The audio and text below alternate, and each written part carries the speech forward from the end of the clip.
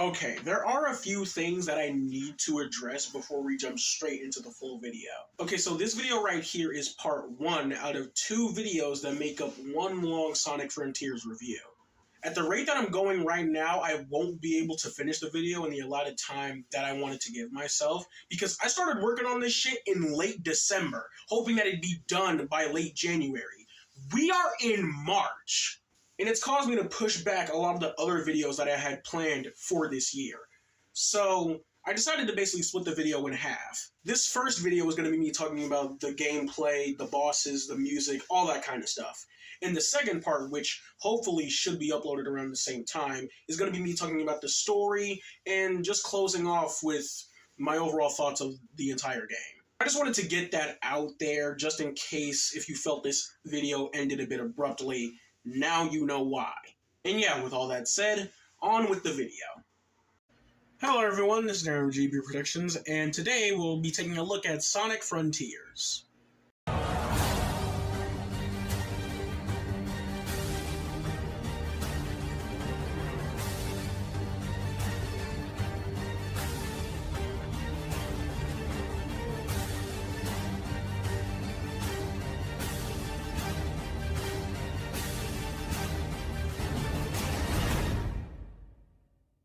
Sonic Frontiers is the most recent game in the ongoing Sonic the Hedgehog gaming franchise, and aims to take the titular Blue Hedgehog to new horizons with the franchise's first ever open zone experience. Sonic for the past few years has been in a rough patch with divisive titles like Lost World and the painfully mediocre Sonic Forces.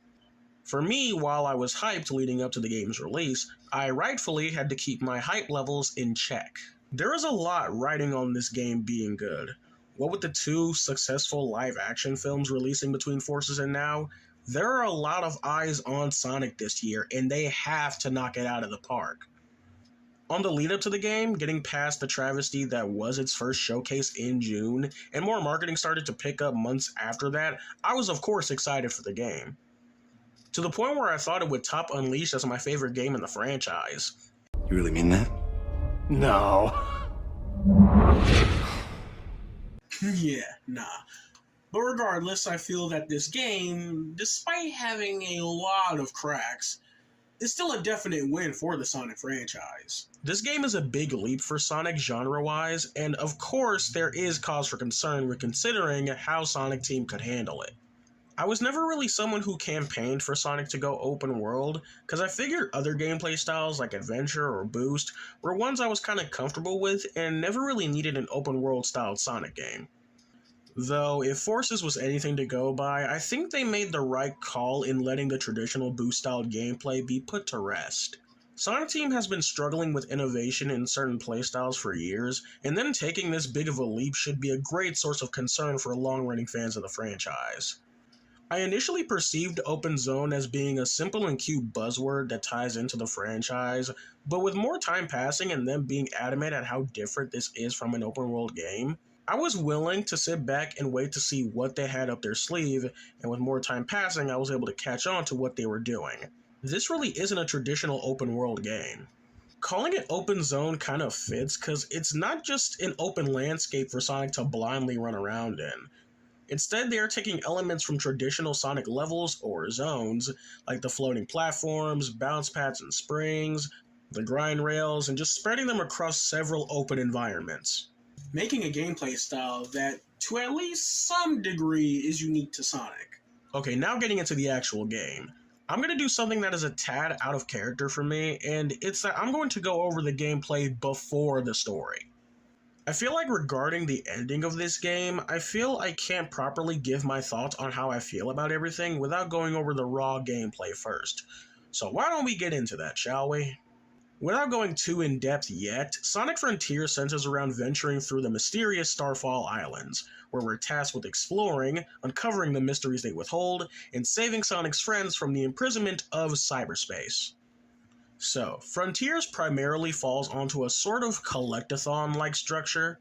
You gotta find and collect memory tokens to save your friends and progress the story. You gotta find vault keys in order to collect the Chaos Emeralds, and you gotta get vault keys by either finding them randomly throughout the open world, or by other means that I'll get into later. Yeah, me being someone who doesn't play collectathons at all, this game at first glance would feel pretty off-putting, but the game manages to pull it off pretty well. That general structure of just find shit in order to progress is pretty consistent throughout the four islands you visit. That was fucking weird. Anyway, yeah, you'll basically be doing a variation of that throughout the game, and while that does sound repetitive, the game does an amazing job by keeping you locked in and invested all throughout. To go over all the island's designs as a whole, they are really fun to run around in. The general look of them, with the random rails and dash panels and springs and shit strewn about, it does look a tad unorthodox, despite being staples in Sonic games, but when actually running through it and finding all the different routes and the rewards for completing the little obstacle courses, it's a whole lot of fun. I do find it a little annoying sometimes when you're running somewhere only to get interrupted by an unseen dash panel, which is why I'd prefer that stuff to be relegated to the structures and stuff you climb, because in any spot other than those, it just feels completely unnecessary. Even with that, there is still really cool shit to be exploited, like the unintentional rail launching trick that fans discovered, allowing you to soar through the air and cover a shit ton of ground. It is so satisfying to pull off. Alrighty then, so the individual islands, how are they? Well, it's kind of hard for me to discuss two in particular given their placement in the game. Starting with Kronos.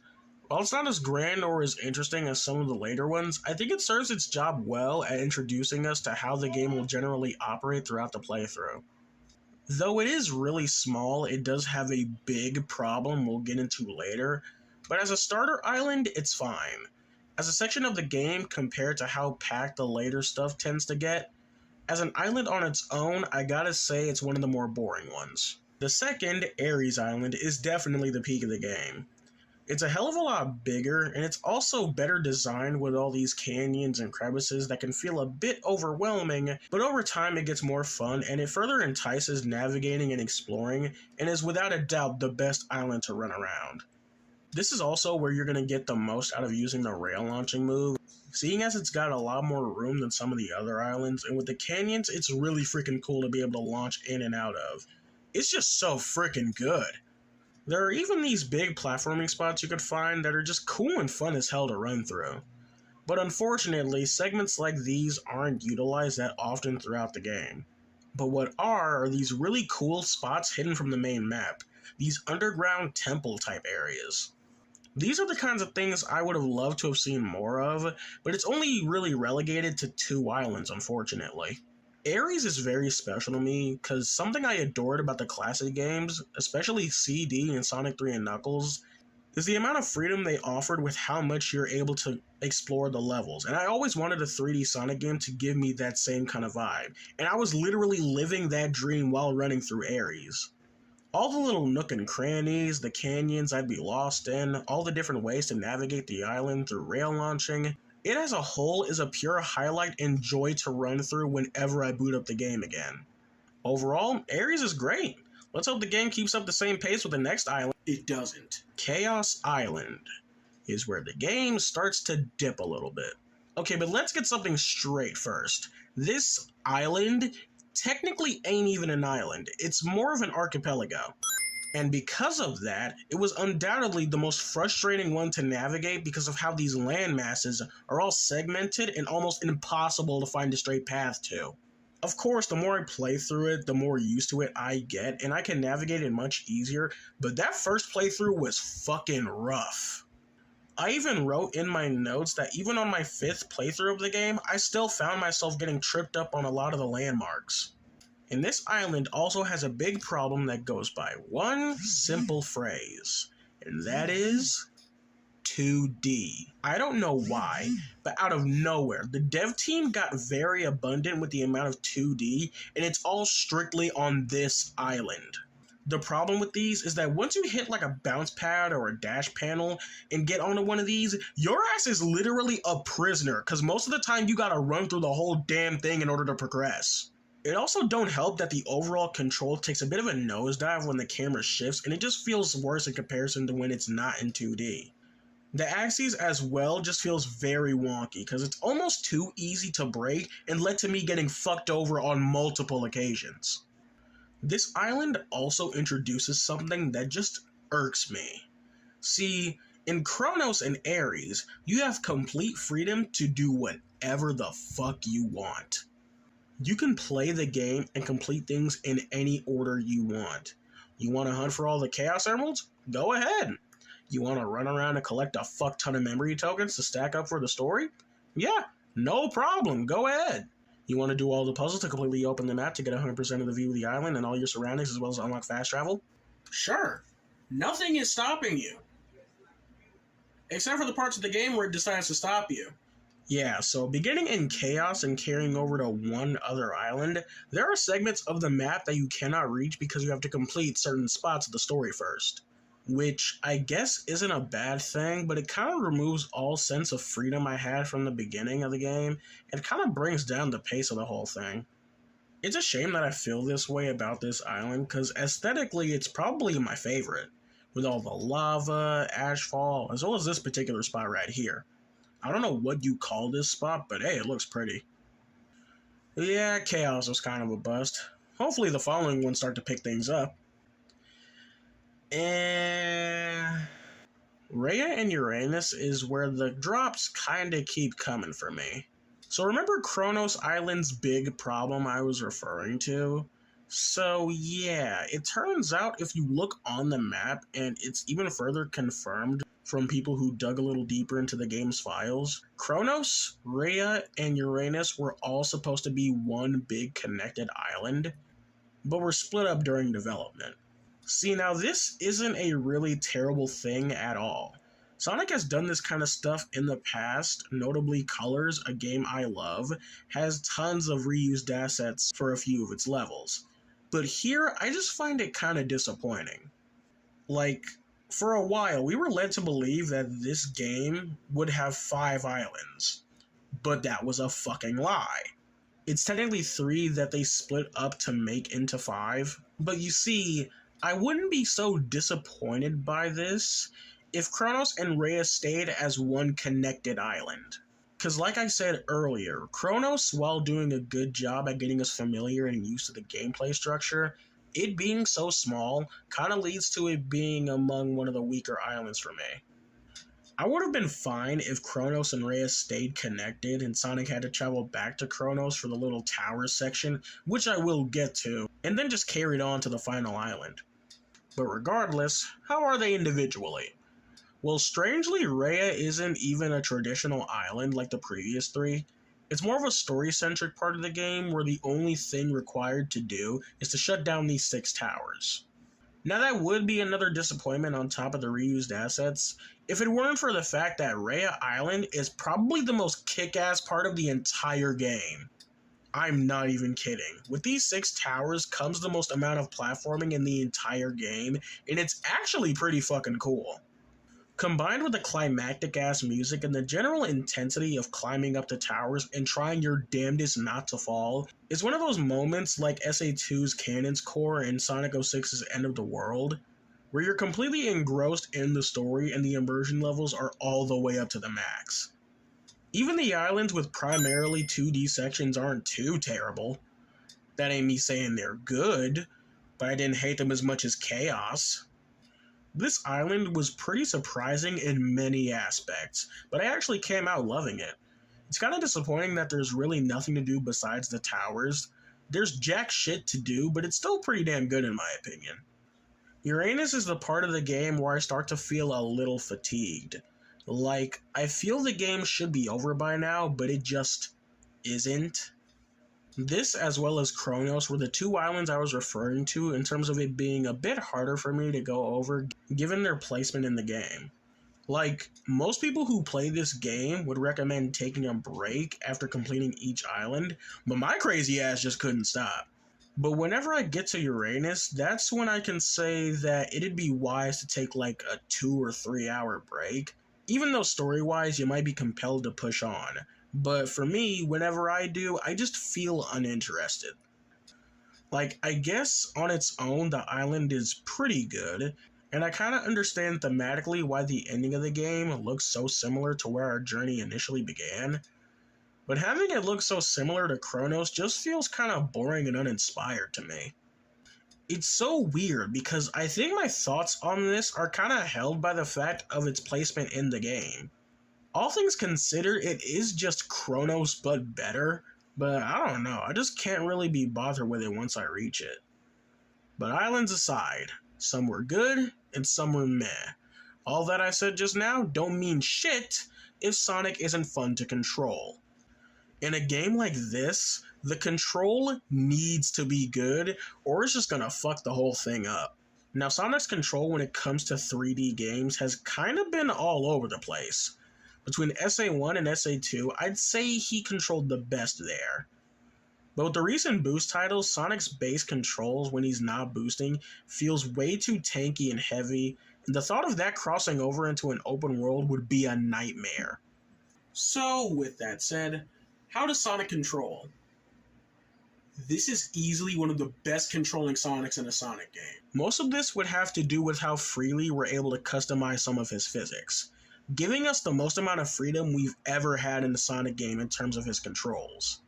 You can control stuff like his acceleration, turning speed, boost turning speed, how fast he is with the start of his boost, etc. But while them giving us this level of control over Sonic is nice, it doesn't make every aspect of his control perfect. His jump and overall mid-air control is really stiff and just makes it really hard to do precise platforming when you can barely direct him when he's in the air. Sonic's jump as well, for some inexplicable reason, kills every sense of momentum and it just feels wrong. Like all the speed you could have had is just gone as soon as you jump and it just feels terrible. It somehow gets even worse when entering another part of the game. His physics as well can be very questionable because you can be running at top speed, but as soon as you let go of the control, the blue bitch will just stop dead in his tracks. Like, why? What I mean by this is that in this game, there is an ability you can unlock called the Power Boost. It's activated once you max out your ring count and it allows you to take off at blazing speeds. So to get briefly sidetracked, the Power Boost is something that kinda annoys me in this game. I like that it allows you to cross distances very fast, but it becomes a huge liability in platforming sections, or using it in combat, and overall when you're not trying to get from point A to point B, it just becomes a huge hindrance more than anything. The natural boost speed is already fast enough in my opinion, especially when you upgrade it high enough, so it kinda just feels even more unnecessary to me. But it does offer a cool reference to the first Sonic movie, but even then, that gets a little annoying because that cutscene literally occurs every time you max out your ring count and just severely breaks up the flow. Anyway, mini rant over. Getting back on track, other than all that, something else that pisses me off is that when zooming across the islands with the Power Boost, whenever you let go of the boost button, Sonic just slows down to a fucking snail's crawl for no damn reason. It pisses me off already because of how hard shit can be when trying to do combat or platforming, but with this, it just feels wrong. I'm sorry I ain't got another way to put it, it just feels wrong. Speaking a bit more on his physicality, the way Sonic interacts with the open zone is strange, to say the least. Sonic has this really weird problem where his feet are strangely stuck to the ground, which makes it look very awkward when watching him start jittering across the ground. Alongside that, something else that irks me is that there are several instances of Sonic running off of an edge that should send him flying, but for some reason he's just glued to the terrain, which results in him briefly sticking to the edge, and it's just very odd. One last thing is that surprisingly, there is a way to launch yourself adventure style through the air without the use of grind rails. And I bet everybody who's played this game has done it by complete accident. For starters, it's nowhere near as satisfactory as Adventure because it can be done completely by accident. When running, Sonic will just trip over a tiny ass pebble and be sent flying through the skies completely at random. It's visually cool, but I can't even properly enjoy it because, again, it's completely random and out of my control. Moving past that, Sonic's traditional moveset has made a return, save for a few tweaks. You of course have a homing attack that is on the square button, similar to Sonic Unleashed, but this time being for the sake of combat.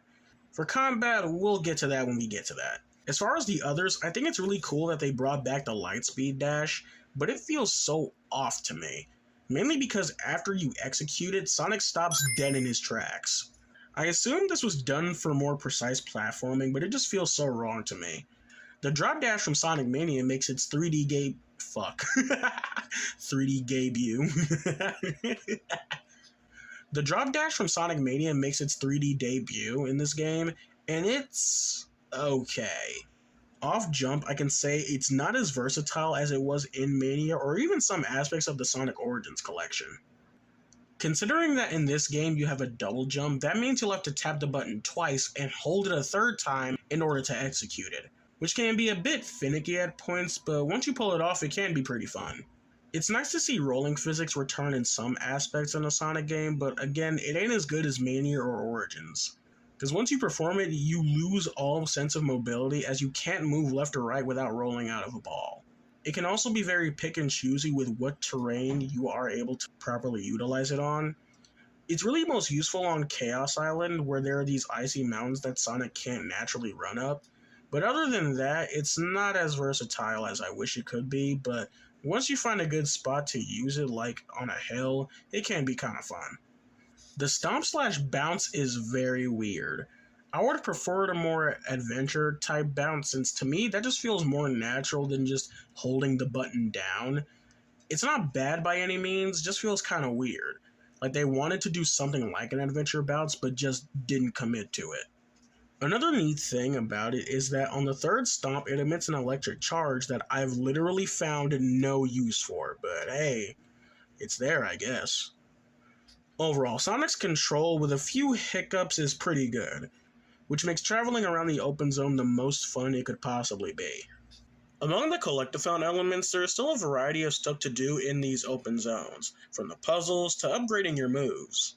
Throughout the game, you're incentivized to upgrade your ring count, your speed, as well as your attack and defense. This system overall kind of feels like a mixed bag. First, as for your attack and defense, this is where I have a massive issue with the way the game tries to balance itself in terms of difficulty when fighting enemies. You upgrade your attack and defense by obtaining these blue and red seeds and bringing them to the Hermit Cocoa.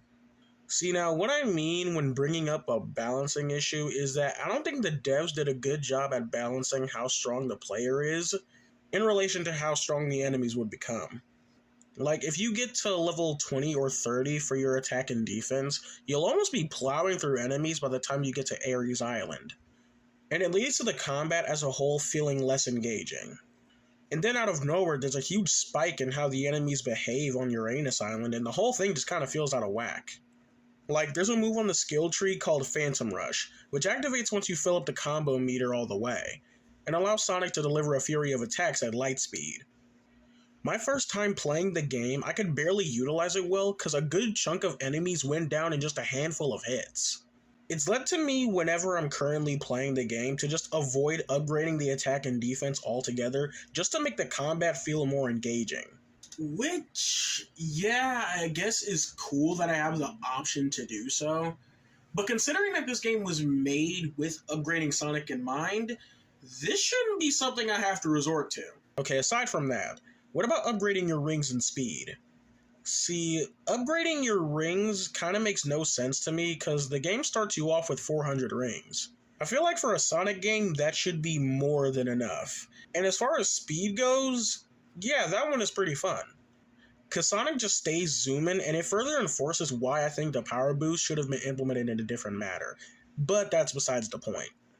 I just don't think the system was as fully realized as the devs had hoped it'd be. Okay, so I gotta make a quick little detour so I can rant about something for a quick second. And everybody who's played this game probably already knows what it's gonna be about. With that said, fuck the Elder Cocoa. So for those not in the know, alongside the Hermit Cocoa, where you upgrade your power and defense, there is also the Elder Cocoa, who upgrades your rings and speed by bringing him Lost Cocoa. So why such hostility for this one character? Well, to contrast with the Hermit, who upgrades your power and speed all at once depending on however many seeds you bring him, this old fucker, on the other hand, makes you upgrade your shit one measly level at a time. So depending on how many of his grandkids you bring back, you'll be standing there like a dumbass for like 20 agonizing minutes on end, while your friends are trapped in purgatory going back and forth with this old fuck. The Hermit? Yeah, you're cool. You, on the other hand, fuck you and your grandkids. Okay, maybe not your grandkids, because they're pretty adorable, but you could kiss my ass, old man.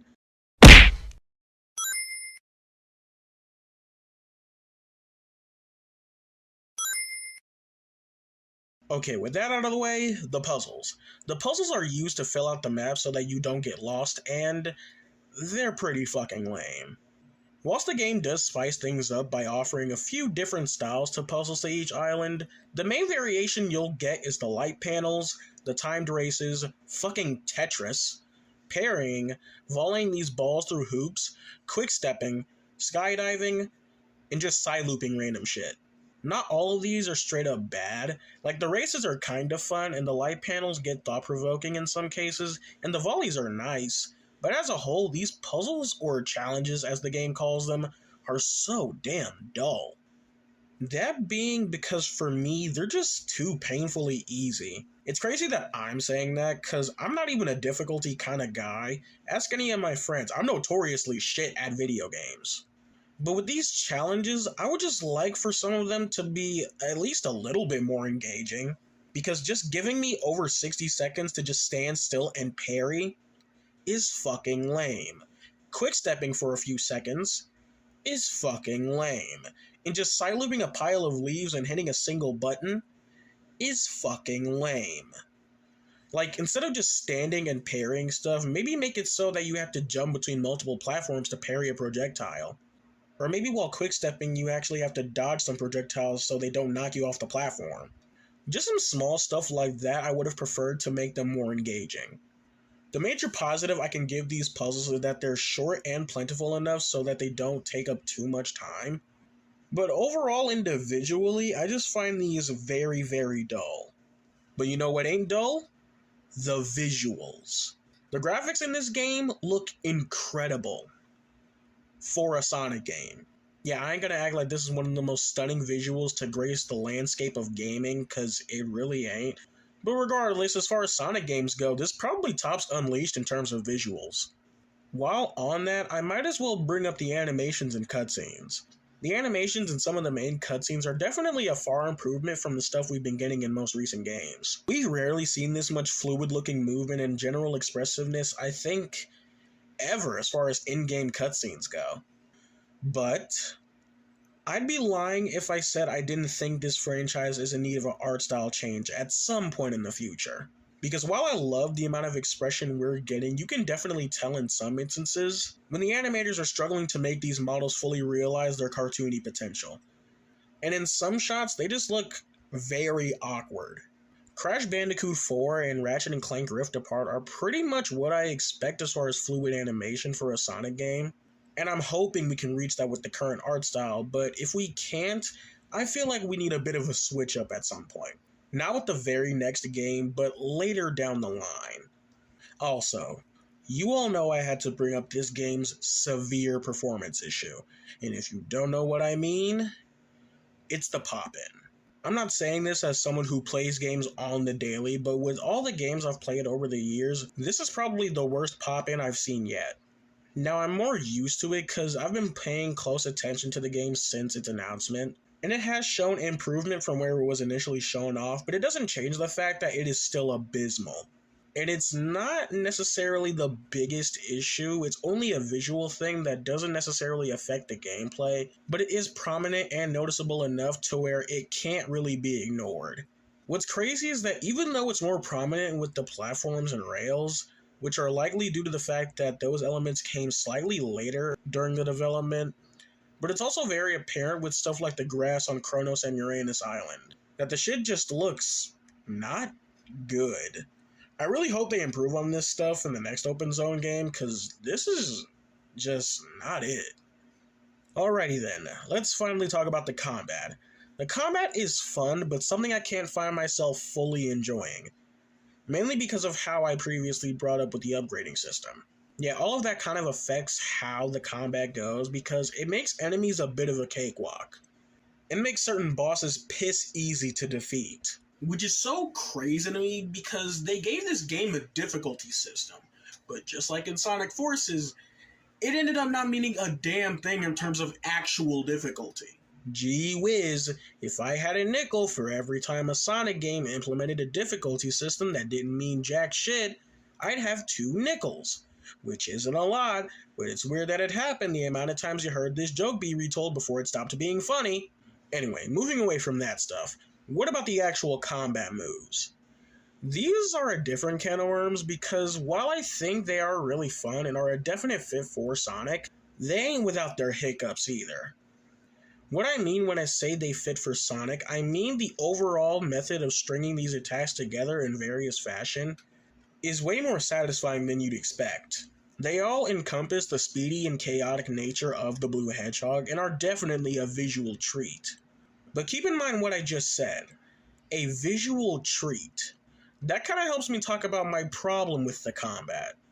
While they are oh so fun to use and do a great job at keeping your attention, these moves are far too cinematic for my liking. Most of them play out as 5 to 7 second cutscenes that don't require any further engagement other than just waiting for it to end to begin the next attack. Most of the attacks like Spin Slash or Homing Shot could feel just as impactful if the animations didn't take so damn long to complete. But again, despite that, it is fun to chain these moves together, and with me not upgrading it definitely helps make it feel more satisfying and engaging, especially when later islands require more out of you. The combat, while flawed, is something I can't get enough of. Whenever I roam around randomly and see an enemy, I can't help but to just rush over there and kick him in the teeth. Speaking of which, the enemies called Guardians are very hit or miss in terms of enjoyment when fighting them. Ones like Shark are kind of just glorified interactive cutscenes that are only fun to fight once.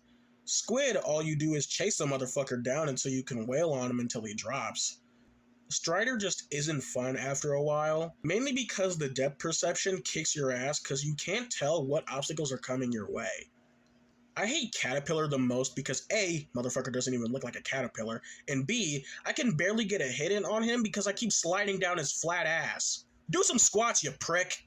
But other than those guys, yeah, I generally just have fun taking these guys down. Enemies like Asura, Spider, the various ninjas, the towers, and Ghost are really fun. And even the smaller grunts, who I'm pretty sure don't have names, I think someone told me they're just called soldiers or something, as time goes on are really fun to encounter. Except for when they decide to put up those annoying ass shields you have to keep stopping and side-looping to break them, and just generally kills the flow of any encounter. Besides that, the general way the enemies evolve as the game goes on is pretty cool too.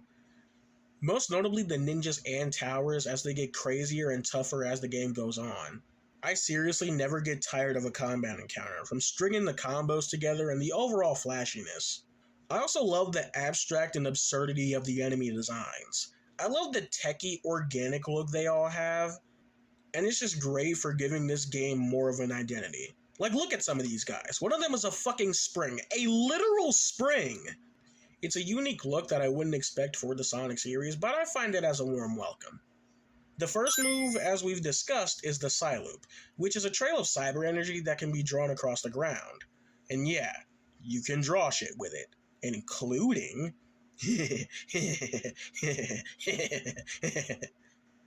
Look, I tried, I'm not an artist, okay? Like I mentioned, it can be used for combat and puzzles and such.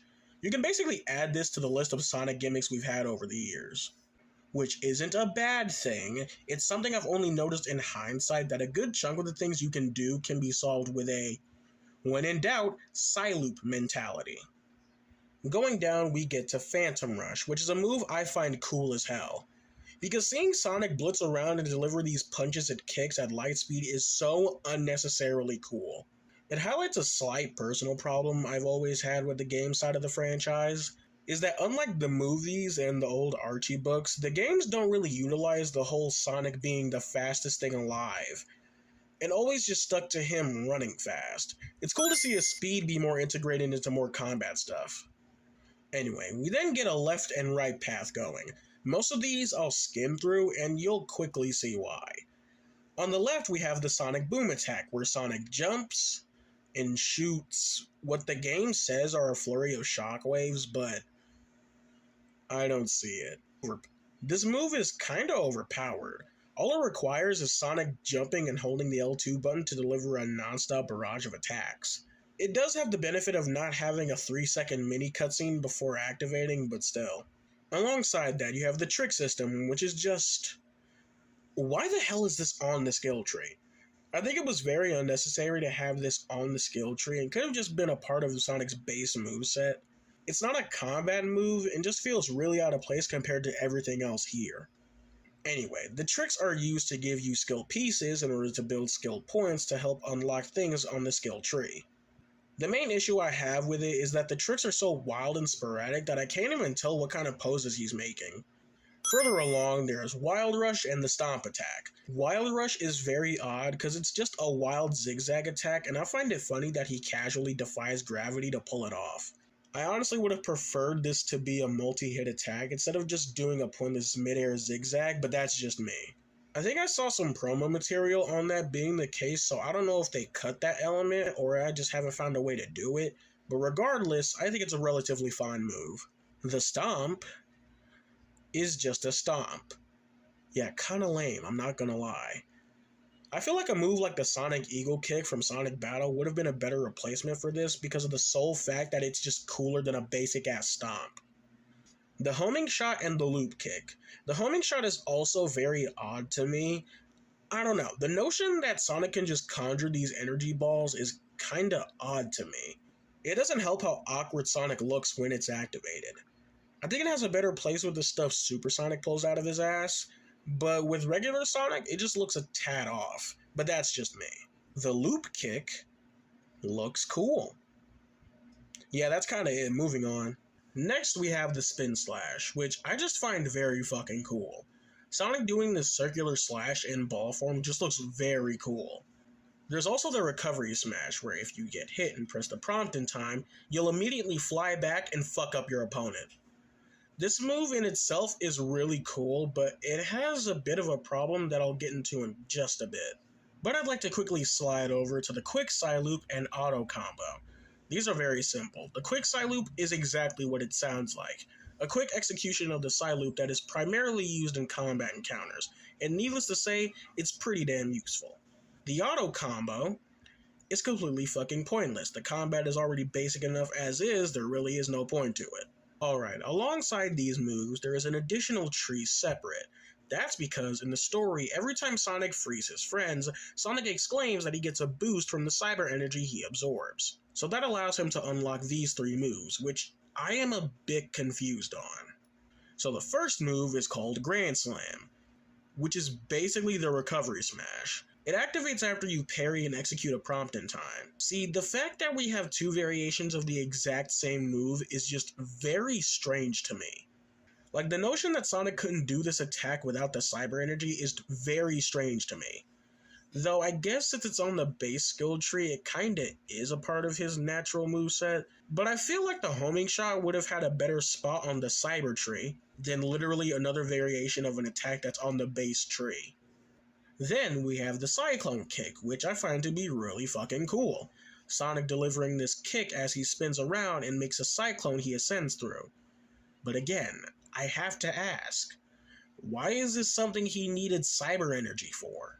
These 2 melee moves I'd expect Sonic to have in his natural repertoire, not needing additional power-ups. And then we have Cross Slash, where you circle the enemy and let loose a stream of shockwave. Okay, that's bullshit! At least with Sonic Boom, he was kicking, so it kinda makes sense. But how is he just conjuring shockwaves in mid-air?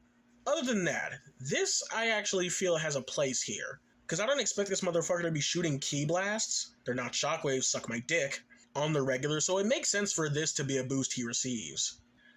Another problem I have with these moves is that a good chunk just do different variations of the same thing. Cyclone Kick and Spin Slash kinda do the same thing. Wild Rush and Loop Kick kind of do the same thing. I think I overall would have preferred a bit more variety than what we ended up getting. Okay, but with all that said, I know I got really negative in a few places. I'm aware these moves aren't meant to be viewed independently. They're all supposed to work in tandem with one another, stringing them along in various combos and whatnot. So in that aspect, it's still pretty fun, but could have been a little better. But Darion, if they're not meant to be judged individually, then why did you spend all that time doing so? I don't know, it's my video. I can do whatever the hell I want.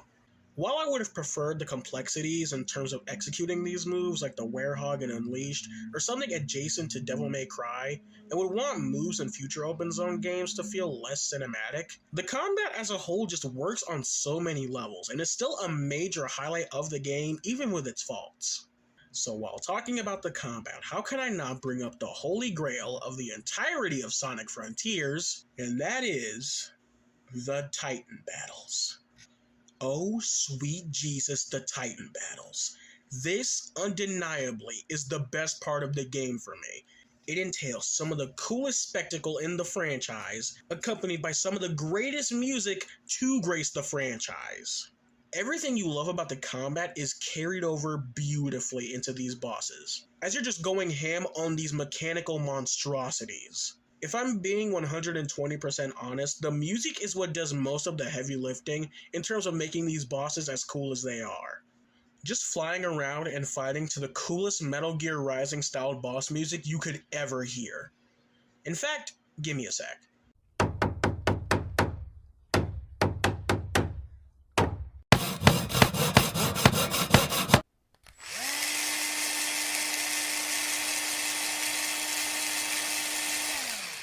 Alright, do me a favor and let me know how this turned out.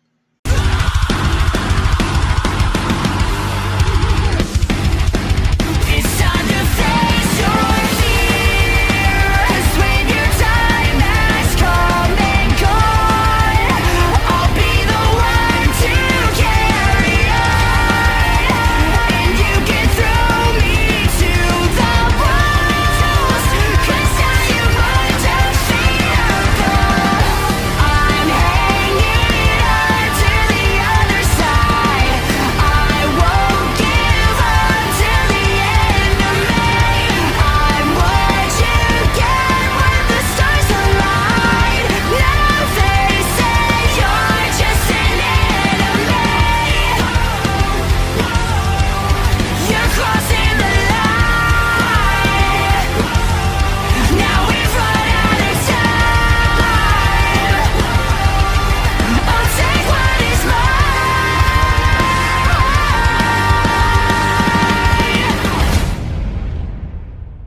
Okay, the Titans individually. The first you go up against on Kronos Island is Giganto, and accompanying him is the theme you just heard, Undefeatable, sung by Kellen Quinn of Sleeping with Sirens fame. And it does a perfect job at setting the stage for each of these Titan fights. The boss is kind of just you wailing on him for a bit, but the flashiness of the combat truly does an amazing job at keeping your eyes glued to the screen.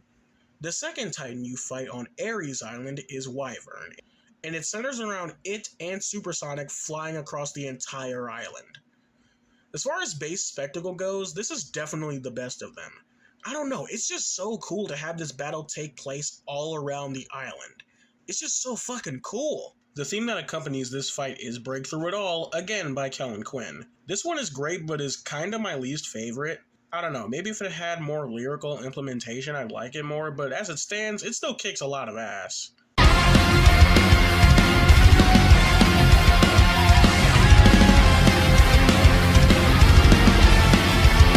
Break through it all and don't look down.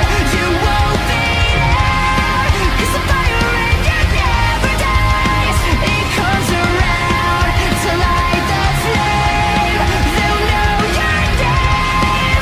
Burn it till they're never right. Don't stop, we're on a mission. Overtime over all the competition. Counting up the damage when it's done. We can't pretend to listen. Sorry if it puts you in an imposition. We won't stop until the battle's won. The boss, while fun, has a major design flaw, and it's something I didn't bring up when talking about the combat, that being the parry. See, the parry in this game doesn't really operate like a traditional parry. All it requires you to do is hold the button and it's just like a permanent block.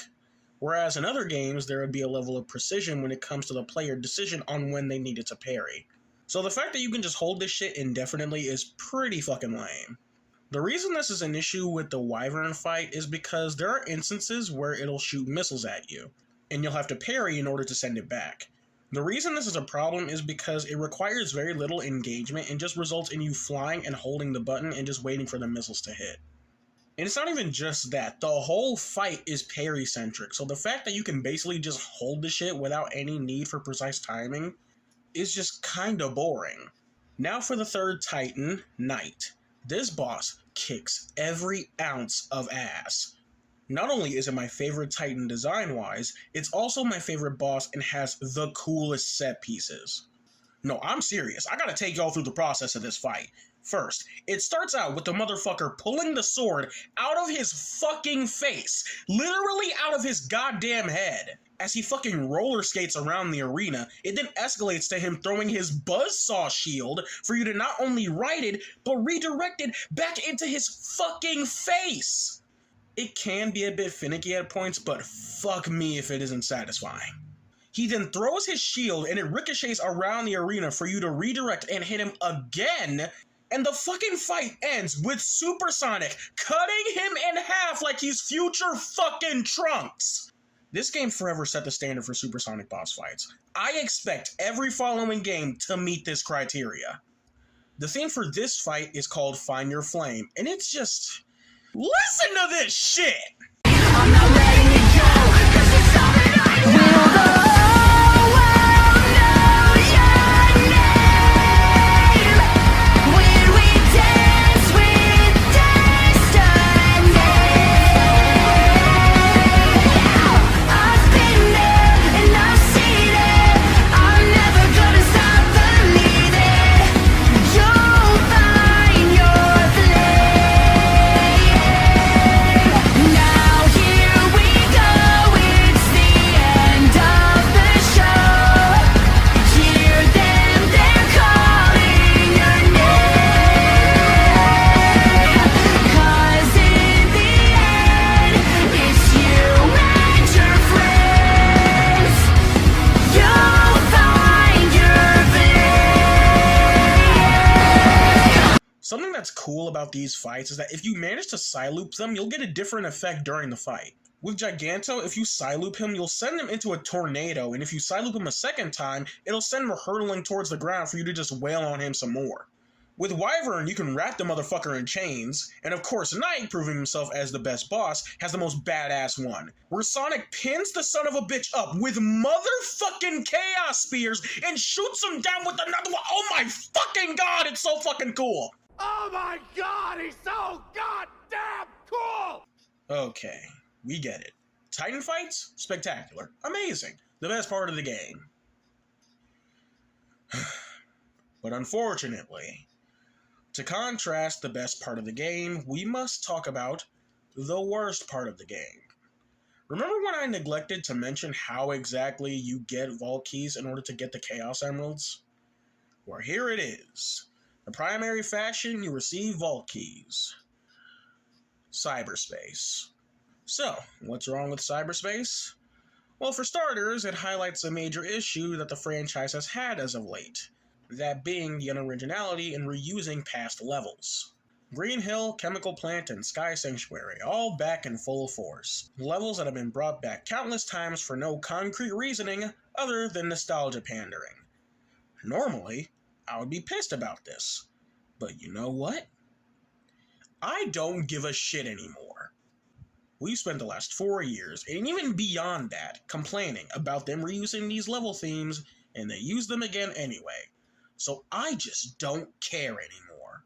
And to clarify, because there are a shocking number of people who don't get why this is a problem. The problem, at least for me, is that from the get-go of this franchise, each game we got new and original locations encompassing on an all-new, all-different, all-original adventure, each and every single time. Until Generations came along as a celebration of all the past Sonic games, which was fun, It hadn't been done before. Green Hell with modern level design? Yeah, that's cool as hell. But then they just kept doing it again, and again, and again, to the point where it's not even fun anymore. But like I said, I don't care anymore.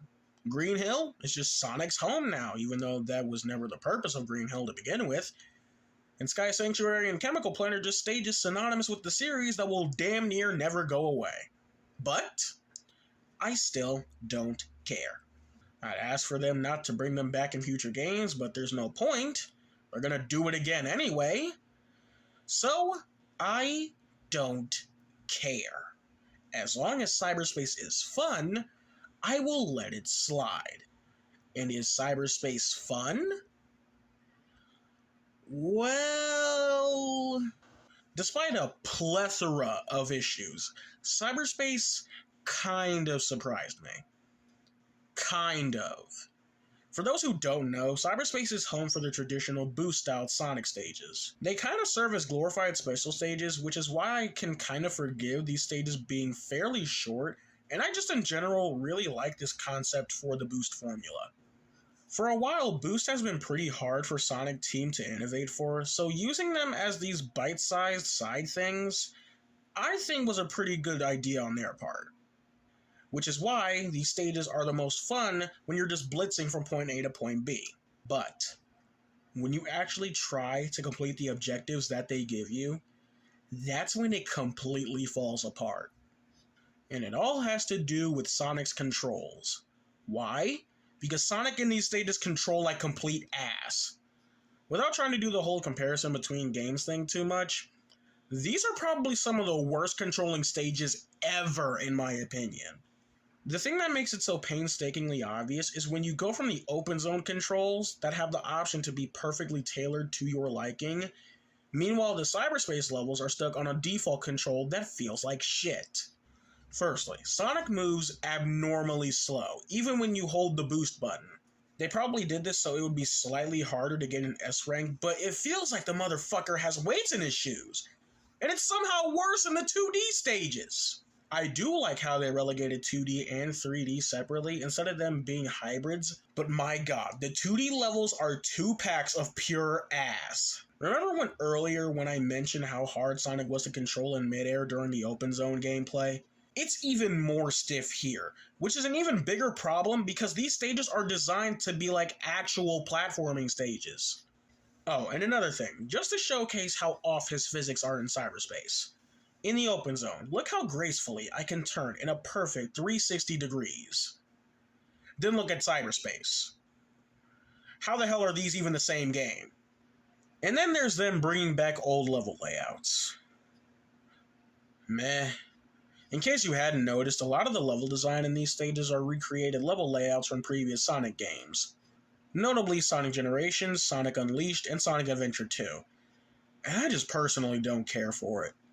I mean, yeah, it's cool to see these level layouts be recreated, but all it really does is remind me of how shit these controls feel, especially when running through the Gens and Unleashed styled levels.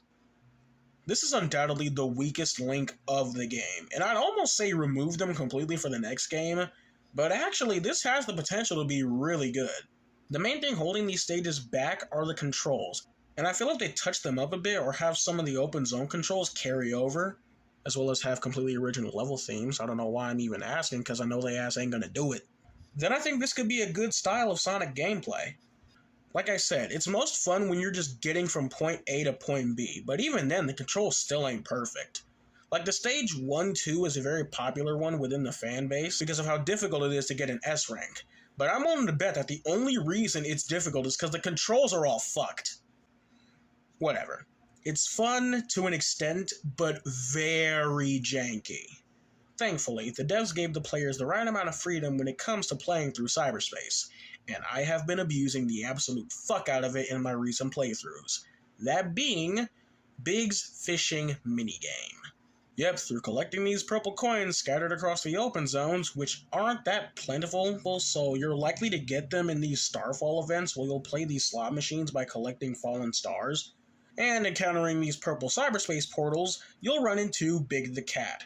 Through fishing with Big the Cat, you're able to get these tokens that you can trade for various items, like characters' memory tokens, items to upgrade your skills like the blue and red seeds, as well as Coco.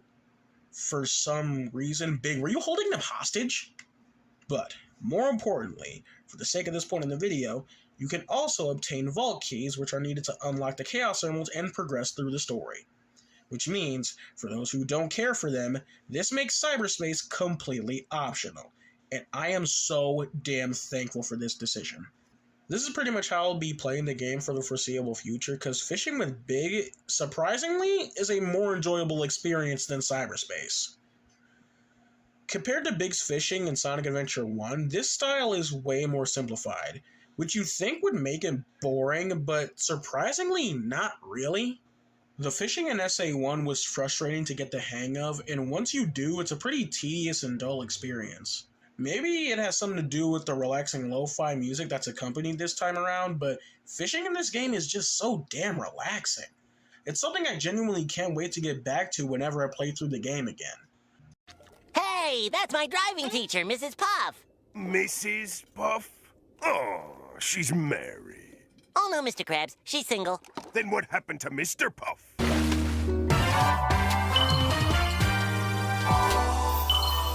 She doesn't like to talk about it. Now for the music. This game's soundtrack has a pretty wide variety. I've already gushed about the kick-ass Titan battle music, that interestingly enough, once you have the full context of the story in the back of your mind, all become beautifully multi-layered. I ain't here to do a whole lyrical analysis or anything like that, but after completing the story, I highly recommend you go back and listen to those songs. I promise they become so much more interesting. The overworld music can start out as pretty generic, but grow on you over time. Each island has their own accompanying theme, and they're all pretty damn good. Chronos has what is probably my favorite theme overall, because in terms of it going with the grassy and lush plains, there's not one way they could have went with this, but I love the somber kind of vibe it has.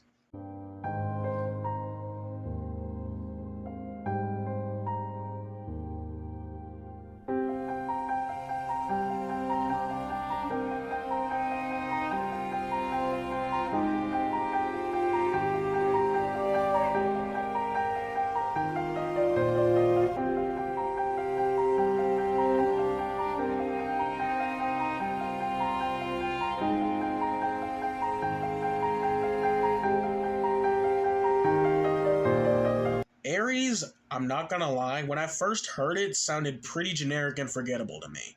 When you think desert level, this is 100% the music you're gonna hear in your head. I'm not even saying it's bad, but just kinda generic, all things considered.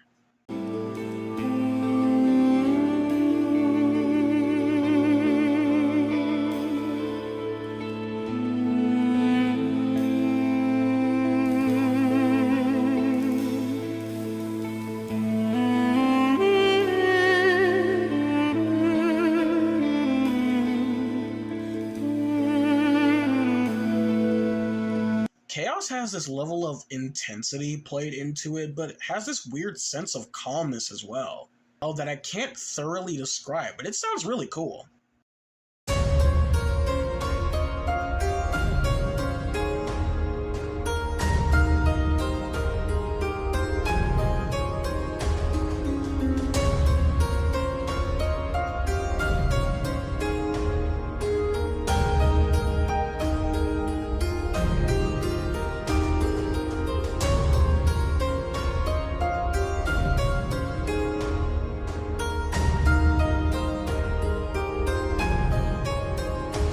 Something noteworthy as well is that the more you progress through the story, the more the song starts to pick up until the vibe from the beginning is almost completely different, and I love the absolute hell out of it.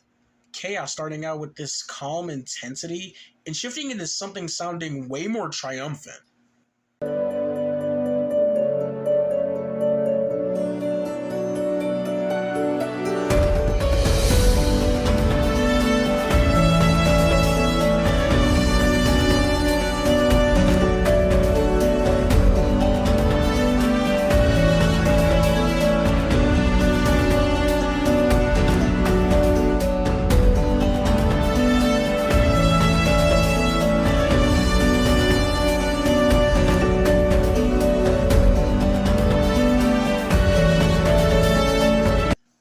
going from super somber to this.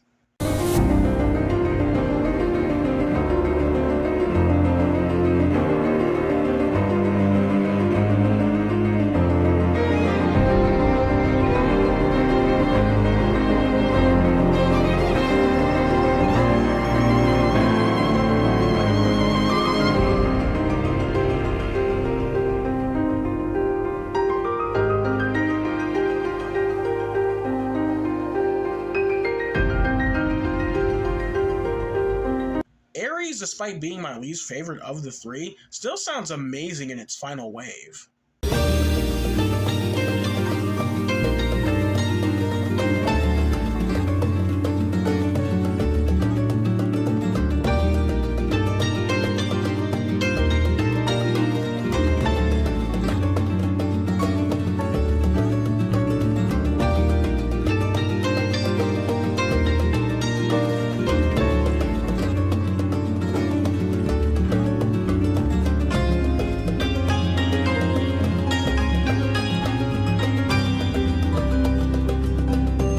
Uranus is just Kronos' theme again, which isn't bad because I love the Kronos theme, but kinda wish we got an original track for this one.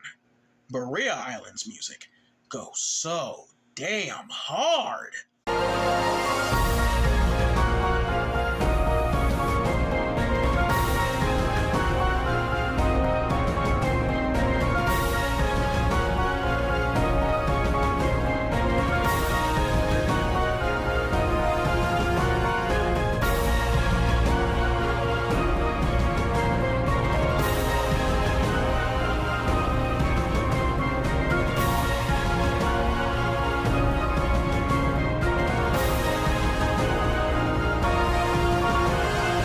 It houses one of the most climactic sounding masterpieces to ever grace the Sonic series, and it makes it one of the biggest highlights of the game whenever I replay it. The battle music is fine. It honestly just fades into the background for me most of the time. The only noteworthy ones at the top of my head was the track for the Asura boss fight.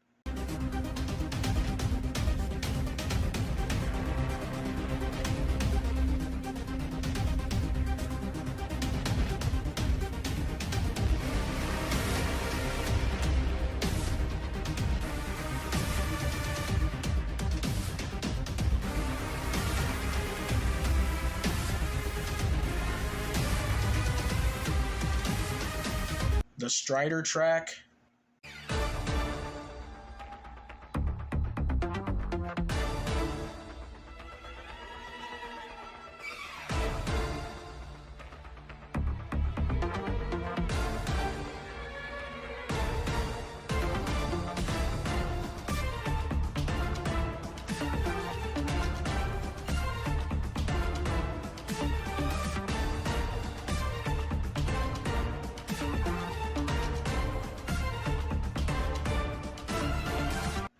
Fortress.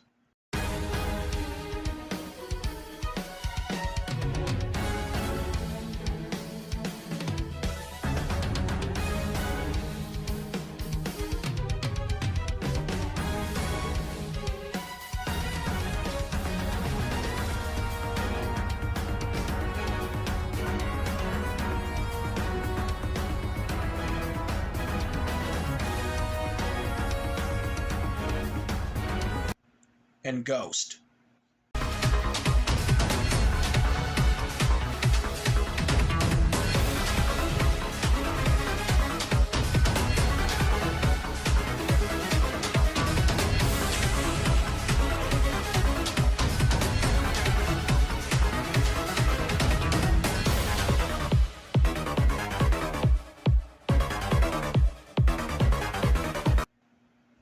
Other than those, nothing else really grabbed my attention.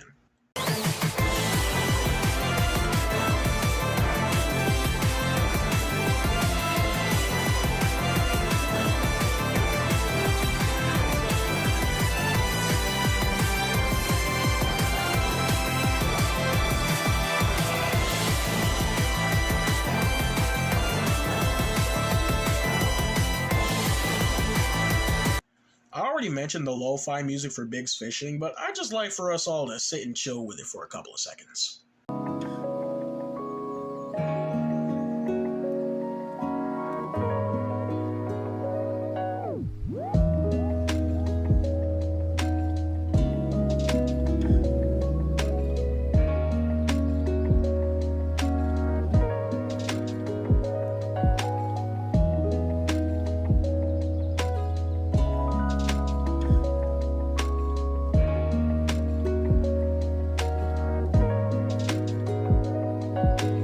The cyberspace music is meh. This is kind of hard for me to talk about because while I'm not opposed to techno or EDM music, in these last two recent Sonic games, I gotta say that I've really just never been a fan. In Forces, it was way too focused on synth type sound, but here it all just sounds like dance club music, which isn't bad, just not for me. Which is surprising because I tend to enjoy music like this, but the way the games have been using it as of late has just left me with no everlasting impression. But that doesn't mean there aren't a few that stuck out. So strap in, this is about to be a bit of a long one. The ones that stuck out to me were 1, 2,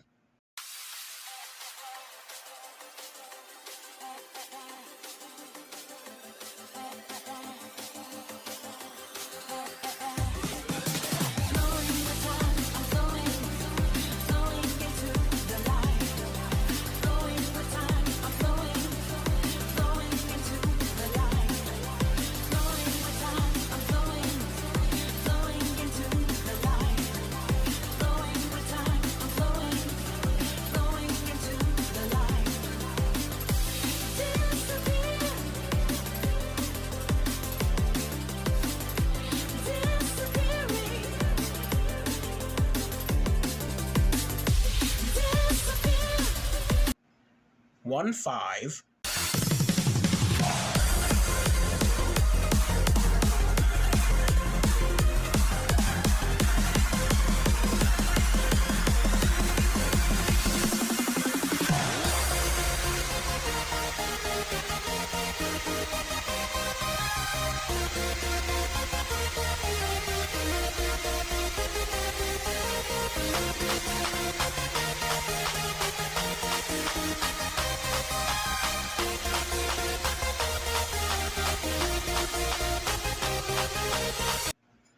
two, 4,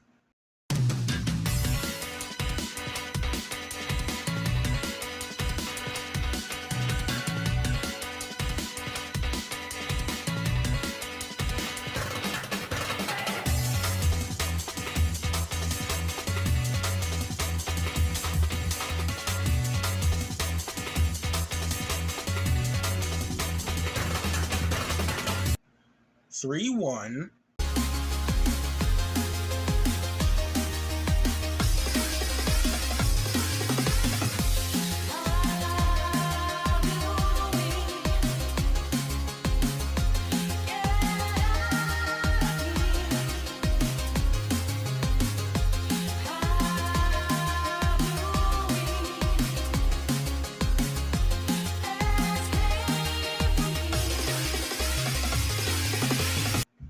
three, 2,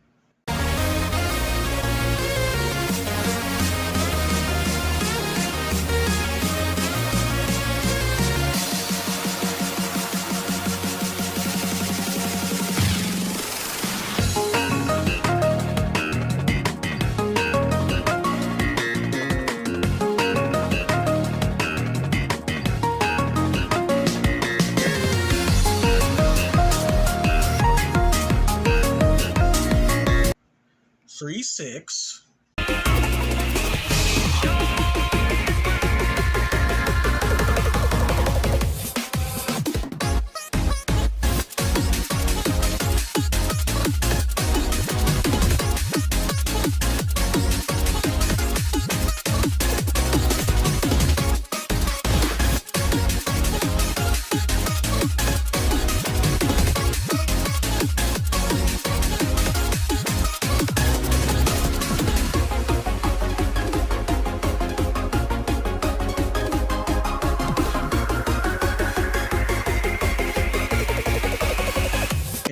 had the most amount of good tracks with 4-1.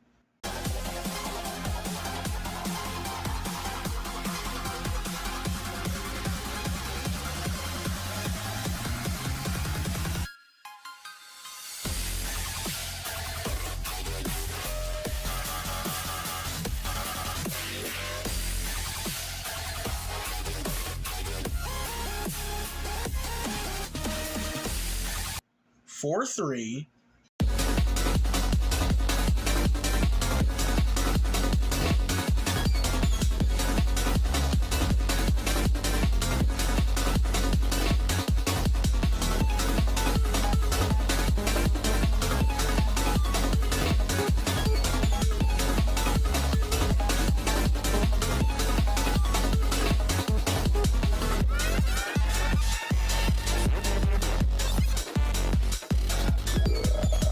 4-6.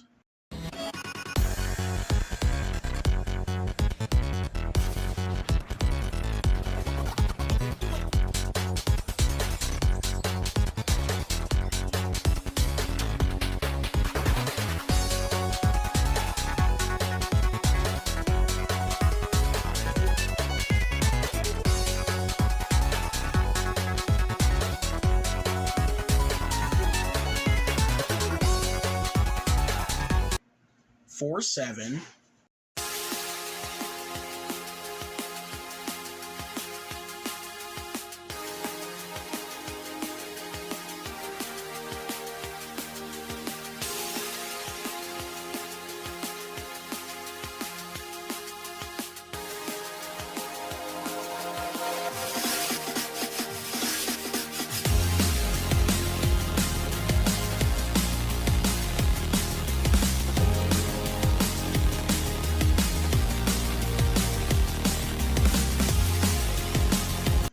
4-8.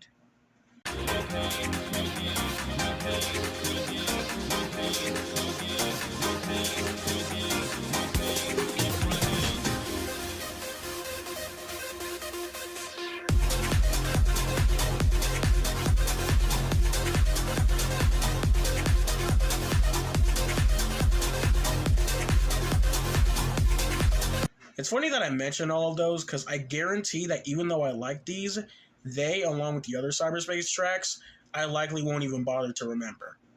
The main vocal themes all kick so much ass. The game brings in 3 main vocal themes, the first being the main theme, I'm Here, by 2 Octavia, and it just sounds so damn good.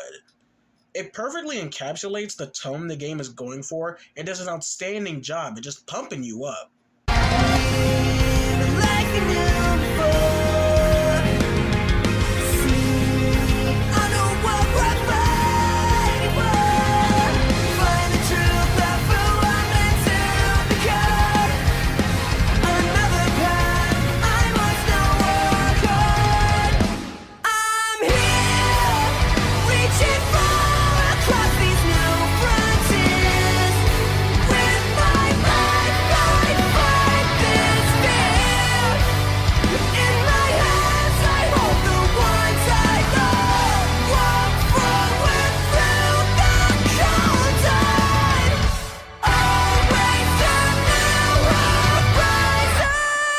The second one not being an original song for the game, but was actually licensed from the band 1OK Rock, called Vandalize.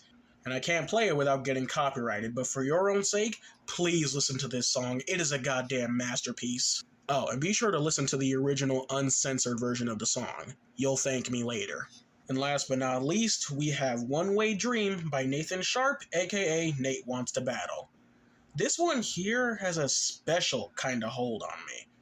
I almost can't put into words how much I love it. I don't think I've had this much of an attachment to a Sonic song since I first heard Endless Possibilities as a kid. This song is just so damn good. This is how we ignite. Boost your spirit off the ground. I'm a spark that won't go out. We can go much higher now. Gravity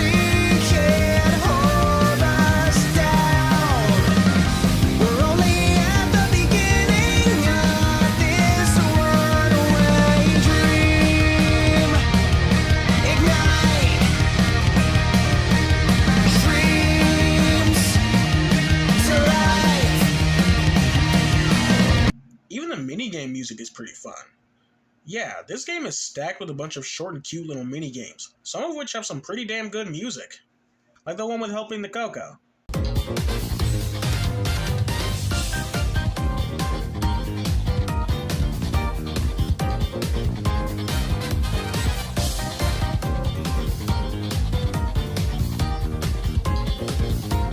And the hacking minigames music is fantastic.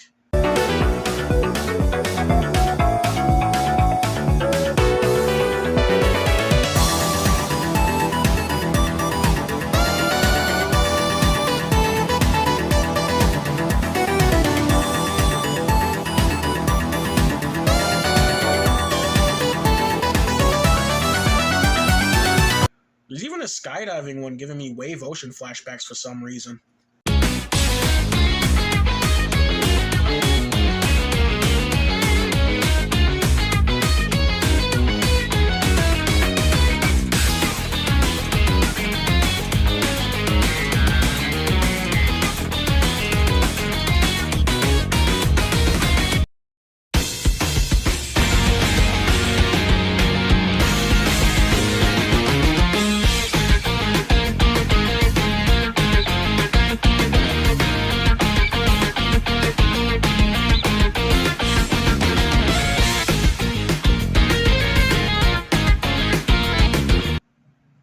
There's even a pinball minigame, and the music is freaking phenomenal.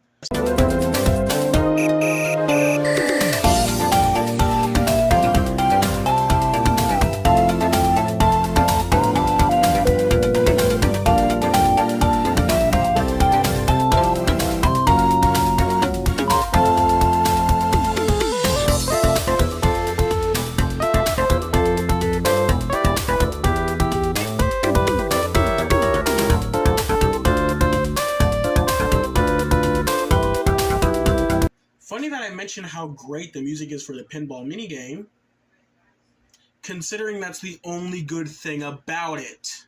If you'll please indulge me so I can rant about this for a quick second. So, the pinball minigame completely separates itself from all the other minigames featured here by being absolute bullshit. But Darion, it's just pinball. What's the big idea? Alright, wise guy. You see that score up there? The number on the bottom is how much you need in order to complete the minigame. Yeah, 5 million points to complete it. You get a multiplier on your points by getting red rings, but you can basically catch some of these at complete fucking random. And if you drop all 3 of your balls... No, shut up. And if you drop all 3 of your balls, then you'll have to start all the way over. And even dropping 1 ball will completely remove your multiplier. It also doesn't help that the pinball in this pinball minigame has no sense of concrete pinball physics. And the dumbest part of it all, once you get all 5 million points, you're not even done. You gotta shoot it into this dumbass portal at the top. Meaning that even if you have 5 million points, you still have to shoot it in the hole. And if you drop the ball at this point, which has happened to me, you'll be forced to start all the way over. I mean, no ill will towards anybody who worked on this game. But to whoever designed this damn thing, I hope that for the next week, whenever you take a step, a pile of Legos just miraculously materializes underneath your feet. And don't think you'll be safe with socks, slippers, shoes, sandals, whatever the fuck you want to wear. They'll be in there too. Okay, gameplay done. Let us venture into the story, shall we?